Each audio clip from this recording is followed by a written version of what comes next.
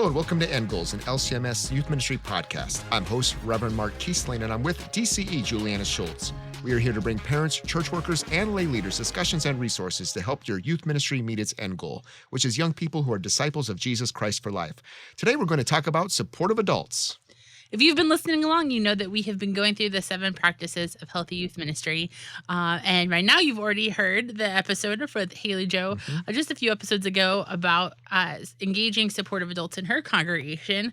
And so you didn't miss it, right? We're doing it again. In this episode, we're going to take a slightly different perspective on that. We thought it might be helpful for everyone. Absolutely. So we know that pastors, DCEs, teachers, and other professional church workers have a special role as supportive adults. They have the time and energy to put towards communication, providing programs, engaging in relational development as part of their job, day in, day out. It's a great job. It is. It is. And they get to set that tone maybe for the laity or parents or others in the congregation for how we talk and think about youth in our church. And we are always excited to see how many youth who take the youth poll at the LCMS youth gatherings say that their pastor cares for them personally. In 2022, 91% of our youth either agreed or strongly agreed that their pastor cares for them as a person, and 64% agreed or strongly agreed that teens are a priority in their church. For our millennial research several years ago, we asked young adults what adults were influential in their lives. Behind parents, pastors, youth ministry staff, and teachers in their home congregation were listed as some of the most influential. We know that having staff of a church that knows teens' names, that shows genuine care for them, makes a big difference in the welcome and warmth that teens feel when they come to church. We know that some of you have told us you love the 7 practices, but that you were working on or maybe even struggling with getting your pastor engaged in conversations around those practices. We thought it might be helpful to bring a pastor in who might be able to give some insight and perspective on how professional church workers can encourage supportive adults and those people who care for them. Joining us to discuss opportunities for staff members to invest in young people is Pastor Ben Meyer. Ben is pastor of Hope Lutheran Church in Sunbury, Ohio, and president of the Central Ohio Lutheran Immigrant Mission. He and his wife, Christine, have 4 children, Timothy, Lucy, Cooper, and Boaz. He enjoys making barbecue in the backyard when time permits, and I know I've had many Saturdays where I've been hungry thanks to Ben's social media. Yeah, it's amazing. Yeah. It's awesome. Well, we're so glad to hear about you briefly in that intro, but tell us more about your vocations, your roles in youth ministry, and other things that bring you joy.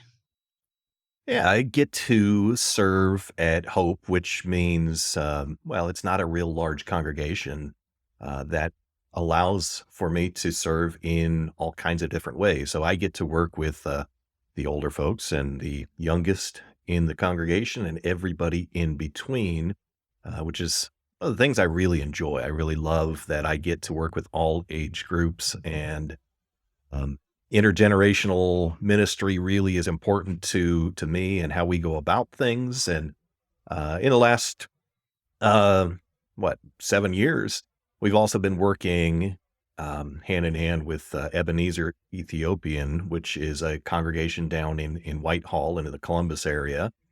And our youth groups for the last 2 youth gatherings have gone together, and we're planning on that again this summer. So we're going to have a great group of kids coming, and we just had an event last night. Our kids got together with the kids from Ebenezer, and it's really cool to see how, even though 2 different congregations, 2 different backgrounds, really one in Christ. Yep, awesome, love it. So fantastic. You just wrote an article about that partnership for Yeah. the resource. That'll be up about the time that we do this podcast. So if people are looking for more information there.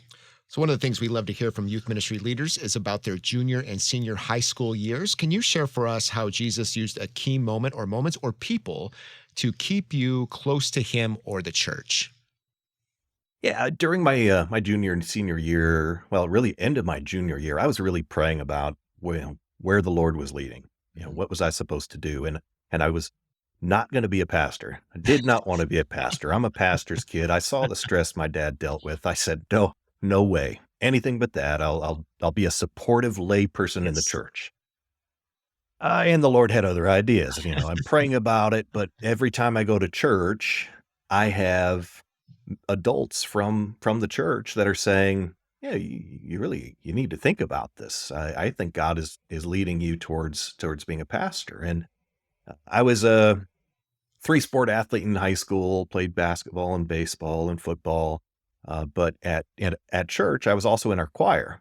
Mm. And it was a lot of the choir members, honestly, that were really important. They invested in me personally. They came to some of the different games and would ask about how things were going. And they were some of those folks that said, you have leadership skills to do this. You really should be thinking about that. And so it was really adults in the church that went out of their way to connect with me, which is one of the reasons I'm kind of passionate about those intergenerational Yeah. That's right. Love it. connections. Those older choir folks That's are right. a dedicated group. They are They are. they They can be a are. little intense. I love it though, in the best possible way.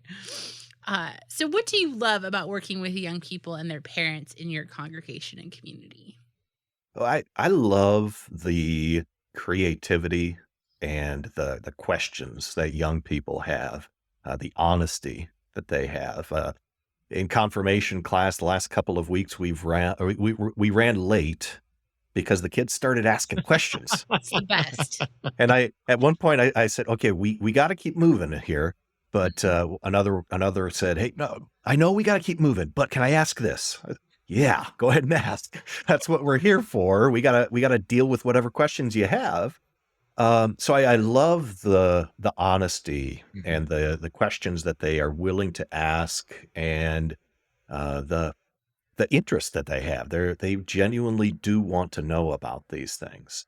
Um, and then with parents, the different perspectives that you get, different strengths that they bring. So we have some parents that they're regularly there for whatever youth events we're going to have, and they're kind of in the background doing whatever is needed to help out. And we have some that are better for organizing, and you can put them in charge of something and let them go, give them the parameters, and they're able to take kind of a part in the ongoing work that needs to happen, and that's really nice because it takes it off of my plate, Mhm. which is usually way too full. Yeah, that's great.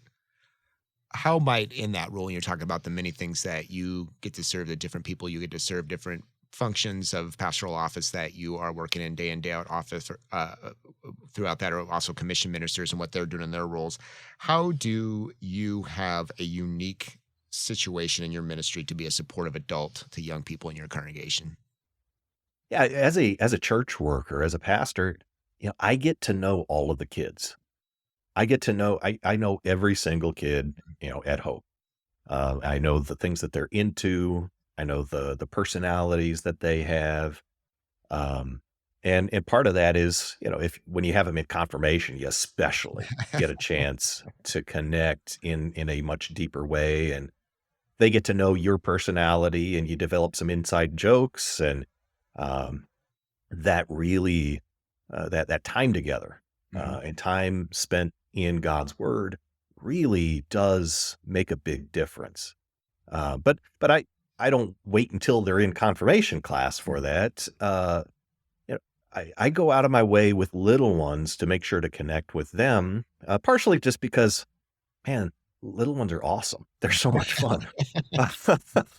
So, it's feeding me in that way, I guess. But Mhm. also because they need to know that they belong to the church. They belong. They're important. They have a place. And as the pastor, they're looking up to you. Mhm. They see you up there, and now you make time for them. It's important. They recognize, oh, okay, I'm loved here. I'm cared about. I belong in this place. And we do a children's message every Sunday, and up come the kids, and Mhm. I get to connect with them during that time. And some of the times I have to listen for a bit before I can get started because they got stuff they want to tell you. Uh, but it's important for them to recognize, yeah, that's okay. Mhm. This is their church. Yeah, as a church worker, you get to connect in ways that not everybody can, because they're already looking up to you in that way. Mhm. They already recognize kind of your place in the church. So now, if you make that time for them, then it helps to them to recognize their place Mhm. in the church. Mhm. Yeah. Mhm. That's great. And I love that using that confirmation time, not just to be instructive, but to be relationally Mhm. developing kind of how you get to know those kids. Does make a huge difference. Are there Oh some yeah. other ways you've seen pastors get connected to youth in their congregation? Um, and then are there some ways that pastors can encourage older adults to connect with youth in their congregation? Yeah. So some of the ways that we've done to help make connections with older adults. Some of the events, well, many of the events that we do are intentionally intergenerational, and we will make sure that the youth and the adults and the older folks, everybody is kind of mixed up and sitting together and talking together. But we've also done some more specific type of things, like one year we had our youth go and visit a couple of our shut-ins. We checked with them ahead of time, made sure it was okay with them, but then lined it up for them to go. And we had two different groups that went two different places and visited some of our shut-ins, around Christmas time. And part of that was they developed questions to ask so that they could get to know the people they were visiting. And they still talk about some of the stories they heard from some of those older folks that, one of them, her dad was in the World War and came back Yeah. at Christmas. And so Wow. she remembers that. And so they still remember that. We've also done some things like at church, in a similar way with some of our older folks. We did a waffle lunch one time and invited all of the older members to join our younger members, our youth, and the youth helped to serve them, but also then they sat down together and there were some different conversation questions they went through, and so they got to know each other in that way. And what's neat is I think a lot of times older members think, the youth don't really want to hear from me. Mm. They don't really want to talk to me.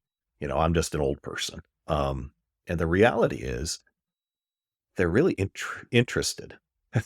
They really love it when they get those conversations and they develop those relationships and get to know this person. And then they look forward to seeing them at church each week, and they go out of their way to go and say hi. And, they kind of check in with each other. So, um, it reinforces for the older members as well as for the youth, kind of a vocation that they have within the church. Mhm. Mhm. Kind of mentioned some things there, I think, in that list about intergenerational ministry and those connections that get made. As a pastor or a director of a ministry area in a congregation, the church worker has an opportunity to maybe set a tone or maintain a culture for ministry. In that position of leadership, how can the church worker support a culture that values ministry to young people? And maybe what are some of the practical ways workers set that tone or communicate these values? Well, I would give a little advertisement for a book, Seven Practices of Healthy Youth Ministry. Featuring an interview with Yeah, that's Pastor right. Ben That's right. Meyer. We'll just read that section. But genuinely, that is a really good resource. And it's actually something that we're considering doing with our whole church council, going through chapter by chapter and using that as a kind of a way of evaluating where we are on some of these things and having conversations about some of those, that the values that are talked about in that, and the practices. Um, so rather than have to come up with your own thing, it's all right there. Mhm. And what I find is the healthy practices don't apply just to youth. Mhm. It really applies to the whole congregation. And so if we're thinking about those things in terms of the youth, that's also going to help us think about those things in terms of, um, divorced members, of, older retired members, of members that have little kids, anybody and everybody else. So rather than isolating the youth, it helps us to see them within the context of the Mhm. congregation. Mhm. So that's a resource I would definitely recommend using and going through with some of your leadership. I think one of the things I see as you set a tone, I think, in your congregation is that I see frequently on your social media you talking really positively about young people. Mhm. Do you think that helps impact how your congregation thinks about that as well? Yeah, I hadn't even thought about that. I guess that's just maybe something that that people You just You just that do it genuinely like naturally. them, which is yeah, great. yeah, yeah, yeah, right. They genuinely are cool to be around, and but yeah, I think that does set the tone where if you're not if you're constantly complaining about the youth, well, that is going to be kind of the energy that the congregation is going to pick up on. Mhm. If you talk about and highlight some of the things that they're doing well, or some of the special gifts that they bring to the congregation, that helps the congregation to see those things and value those things. Mhm. So I think, yeah, that valuing and then highlighting things that the youth are doing and that the youth bring to the church just helps to make that visible to the rest of the congregation. Yeah. Well, and I appreciate, I think, that sometimes a youth ministry can happen and be happening, and if no one is bringing it to the front, it can be easy for it to get Mhm. lost in the mix of all of the things the congregation is doing. And I think church workers and pastors and church secretaries, in particular, on that one, can help make sure that those things stay in front of people, and that helps create that value that young people see. We love when church workers are so engaged, know their young people, are talking to them frequently, or talking about them, or encouraging them. But there also are some limitations to that as well. So what are some of the limitations or boundaries church workers should consider when trying to be a supportive adult? Yeah, the great thing about social media and cell phones is that you can always get a hold of somebody. Mhm. The bad thing about them is you can always get a hold of somebody. So I think you got to set some boundaries for, okay, after 10 o'clock or 9 o'clock or 8 o'clock or, whatever it might be, depending on, the group that you're working with. If you're, doing campus ministry, 10 o'clock is not late. If you're me, 10 o'clock is way past anything I'm doing because I am I am in in bed bed. already. Uh, but I think you got to set some boundaries and, okay, if somebody texts me after that point tomorrow, I can respond to that. Because I think that can become an issue. You also have to be aware of just things like, not being alone together with Mhm. somebody of the opposite sex, not because you're going to do anything, but because of the appearance of impropriety. You don't want to put yourself in that position. And that's where it's important also to work with parents. And if parents are not included in conversations, if you're trying to exclude parents from Mhm. conversations, that's a big red flag. Parents are an important part of things, and so they need to be, they're the primary caregivers, right? They're the ones given by God to be over these youth. Y- y- we're here to work alongside of them, not to step in and try to do something that undermines anything that parents are doing. Mhm. Yeah. Mhm. You mentioned this earlier about sometimes the reaction of that maybe an older generation in the church might have towards engaging with young people. I was thinking very much the same way. I'm a pastor's kid as well, and had a conversation with my dad. And at some point, I was talking about how no, my friends really want to for you to come teach our class, whatever, engage with us. And he's like, oh, whatever, I'm too old. I don't want to be a part of that. And he just would not believe me that we actually wanted to hear from him. We wanted his wisdom. We Right. wanted that. And I think Yeah. maybe there were some previous generations where maybe there was a little bit more divide between generations. And I think, like you said, truly, in so many cases, the young people, and they may show it differently, but they want to interact with older generations for that wisdom and those relationships and those connections. What are maybe some other things that you've heard, or some maybe ways to get over those hurdles to get the older generation to connect with the younger generation in your congregation when you're having those conversations? One of the things that we've done is over the summer when it's kind of, what do you do with Sunday school? Hmm. One of the things that we've tried and has worked pretty well is over the summer where we do some intergenerational studies where it's all ages gathered together.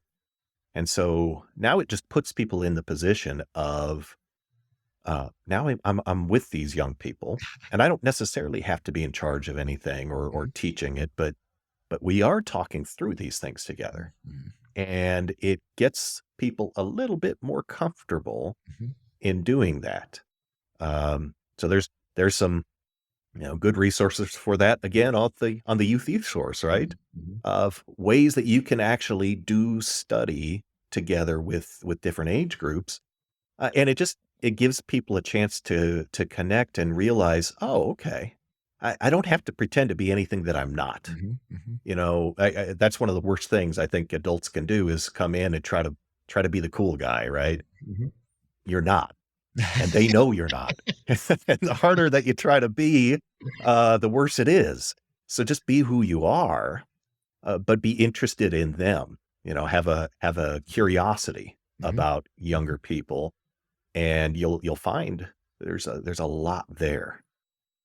Yeah, I think there's so many adults that think that they have to be a certain Hmm. age, Right. or they might have to understand social media or whatever. I find that young people are really love when they can explain Hmm. what's going on in their world to an adult Yeah. who genuinely wants to listen, Mhm. right?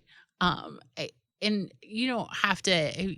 I think young people can tell when an adult is doing it just to do it, or is not really engaged with Mhm. them. But if you are really engaged in listening to them, they'll tell you all about what's going on in their world, which is Oh, a yeah. gift. I think it's a humbling thing for me too. Like I think sometimes I look back on my high school years, like I had it all together. I had all the answers. And like working with young people, I'm like, oh yeah. Now I remember the like crippling anxiety Right? of adolescence. Like, Right? oh, I forgot about how much I would hem and haw about these decisions because I thought about what is everyone else going to think about me, and like to be able for an adult to be honest and find ways to get into those conversations too, and say like, and for a young person to say like, okay, you survived as well by God's grace. That I think it helps an adult too to kind of bring a little humility into their life too and help make those connections to be like, okay, I've been there and done that. And I can now see on the back end of like, okay, by God's grace, I got through it. But yeah, adolescence can be really some difficult and also joy filled years of as you grow up, gain your independence, figure those things out. And what a wonderful thing to have Christian other adults around you to help you with Yeah. that and pray through it and Oh, discuss it. yeah. Hmm. Oh, yeah. Hmm. Well, I know that teens love to teach me all the things that I don't know, right? There is something really That's right. That's right. I know they have crippling anxiety, but also they know things that I don't. Yes. And so the second I'm like, okay, explain to me which smiley face emoji is actually smiley face because I don't understand. Then suddenly we have a space where it's a back and forth. It's a two-way road. It's not just a one Mhm. directional Hmm. relationship. Hmm. Yeah, my computer died, a while back, and I needed to get a new computer for work, and I hadn't bought a new computer. I hadn't looked at computers in, 7, 8 years, and I started looking online to do some research and realized I don't need to do that. I talked to my 14-year-old and said, "Hey, what do I need to get?" And he gave me this different specs, and I went to the store and sent him pictures of the things, and he's, "Nope, don't get that one." Okay, yeah, no, that one's okay. And it was him doing all the research. He had already done all of this, so he knew, and it made it super easy. So, all of a sudden, he's important in that context, Hmm. right? Yeah. And I didn't have to learn anything, actually. Hmm. I just got to be guided by him. This is great. Personal shoppers. I love Yeah. it. Um, you talked a little bit about in your experience how those supportive adults encouraged you to consider church work, and certainly Mark and I have had that experience as well. But how can particularly having a pastor or DCE or other church worker as a supportive adult encourage young people to consider church work as a profession in? Yeah, I think for a lot of people, if they don't have it brought to their attention by somebody else, and church workers are especially in a good position to do that, they don't even consider that that might be a thing. Um, how do you become a pastor? Unless you grow up in a pastor's family, you probably don't even think about such things. Mhm. So going out of your way to make that connection is important. But we have a young man at the seminary right now, and it actually wasn't me doing the going out of my way to make that point. We did have those conversations, but it's actually my wife. She recognized it. She had a connection with him and sat down and said, "Hey, kind of here's what I see, and you can tell me to stop. But we don't have to have this conversation. But here's what I see." Mhm. And he's like, "No, no, let's talk more about this." And so that led him to considering, and then we had a lot of conversations together as well. But it doesn't have to always be the church worker. It can be anybody in the church that does it. But as a church worker, you kind of know the gist of things. You know what it takes to be in that position. You Mhm. know some of the pitfalls. You know and you know that person. You know that young person, and you can see in them maybe some things that they don't see in themselves. But you can bring those things to light so that they recognize now, oh, maybe the Lord is calling me down Mhm. that path. Mhm. I could become a pastor. I could be a DCE. I could be a Lutheran school teacher, and help them to understand why you see that in them, why you think that might be a direction for them, because you're in that world, and they're not, and their parents Right. aren't. Right. Even considering going to one of the Concordias, unless somebody brings that reality to them and why that might be a really good thing to consider, it a lot of people think of it just as another college option, Mhm. or, well, it's a private school, it's gonna be way more expensive, which, by the way, we had a family that had 2 sons go in-state, 1 son go to, Concordia in, Mequon, and, the one that went to Mequon did not spend more than the other 2 that stayed in state. So, financial aid is a wonderful thing. It Yes. really is. Yes, absolutely. Well, as we wrap up our time here, what encouragement might you give professional church workers as they try and engage their congregation in the 7 practices? I I would go again back to the book. If you don't have it, I would definitely get it and read through it, because it's a really wonderful way of just being able to focus on the main things, the important things, and maybe see some areas that you've been blind to, that Mhm. you've missed. And then after you've done that, I think being intentional about teaching those things in the congregation. Why does it matter that you know who you are, with that deeply rooted baptismal identity? Mhm. Why are these things important? So you can highlight those things, teach those things, and help not only the youth to see that, but the congregation as a whole. Because again, if we see those practices not as youth specific, but as things that are important for a congregation, then it really helps us to evaluate, where are we deficient? Where are we doing well? Where do we need to maybe reallocate some resources? Mhm. Mhm. Because until you actually think through those things, you just kind of go through the motions. Mhm. So it gives you a thing to measure against, I guess. Yeah. Yeah.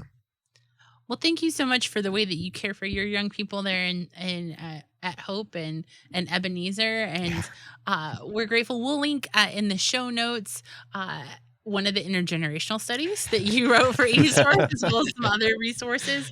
We're so grateful that you partnered with us for your interview in the book, and some other projects. We're so grateful for you. Thanks, Ben.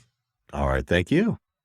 As you said in the opening, we'd love to see those statistics that come through on the youth poll and other places when young people they know and they see and they understand that their pastor cares for them. And I think obviously that's probably setting a tone in other ministry areas of the congregation as well.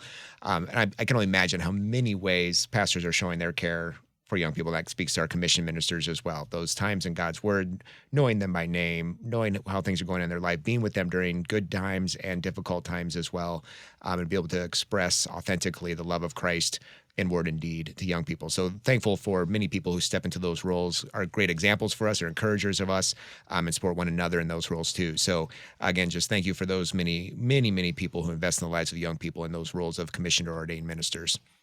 I love when we see pastors both using that confirmation time and that time of instruction, or DCEs, teachers who are using that time of instruction as sort of a launching pad, especially as those young people are getting into high school, to build that, take the time to ask their questions and get to know them, and not just come in with, hey, this is the instruction that we're going to do on that day. And I love when pastors make an effort to make sure they're in attendance at youth events, or that they're checking in with their young people, and that they're encouraging other people to do that as well. I think that sets such a great tone for everyone to say, like, hey, this is a group of people in our church. Everyone here is valuable, but this is a group of people that's worth spending some time with. Yeah. And again, too, to hear just Ben's own story, this kind of goes back to our last episode on this. Yeah. It's just, lay people, if you don't think you make a difference in the lives of a young person, just hear those stories.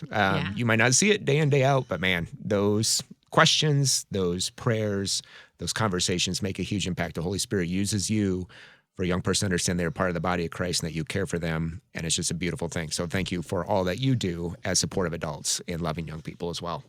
And I love the idea that 7 Practices goes beyond youth ministry. Yep. I would argue everybody, not just teenagers, needs at least 5 supportive friends, adults, adult-tier adults, who are around us to care for them. And so, making sure that we have things like warm, challenge, and grace for the whole congregation. I think we said it before on the podcast. I mean, we felt when we were doing that research and we were seeing the keys to what was keeping young people retained in the church, we were looking at healthy ministry, healthy congregations. And I think it was just congregations that were intentional to show the love of Christ in word and deed, and really took the time to invest, to see young people, to ask good questions, to listen well. And I just love that idea. I think Pastor Meyer said it about, helping them understand their place in the church, that they're cared for, they're valued, and they're loved. And they're not just the church of tomorrow, they're the church of today by the gift of baptism, and what we can figure out our roles and how we work together in that way is a wonderful thing. Yeah, it's a good to be able to be a church worker and to have that particular role. But we also know that we have limitations, right? There's only, you might be blessed to have more than one pastor in your congregation, but you certainly don't have enough pastors for everyone to get the kind of care that we need. And so we appreciate working together with lay leaders and your professional church workers to make sure that all of those young people have those 5 supportive adults who are caring for them. So some closing questions for you to consider. How can professional church workers set a tone that values youth in their congregation? If you are not a ministry staff person, how can you help build a bridge between young people in your congregation and the pastor and other staff members? And finally, how can you help provide opportunities for people to build relationships across generations in your congregation? We will continue to keep you in our prayers as pastors, DCEs, teachers, and other church workers, and you build relationships as supportive adults in your congregation. And Goals Podcast is a production of LCMS Youth Ministry and KFUO Radio. To find links mentioned in the episode or more information about LCMS Youth Ministry, go to kfuo.org/youth ministry and find resources for youth ministry at youthesource.com. Thank you for listening and caring for the young people of our church.